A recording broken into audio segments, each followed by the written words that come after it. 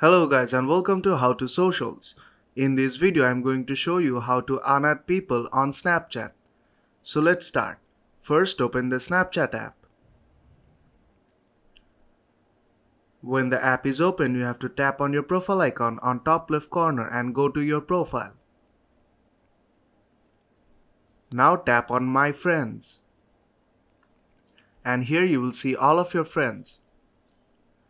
Now you have to look for the person you want to unadd on Snapchat. When you have selected the person, tap on their Bitmoji to go to their profile. Now tap on the three dots on top right corner and then tap on Remove Friend and tap Remove for confirmation. And that is how you can unadd a person or remove them as a friend from Snapchat. So if this video helped you out, then don't forget to leave a like. And I'll see you in the next tutorial.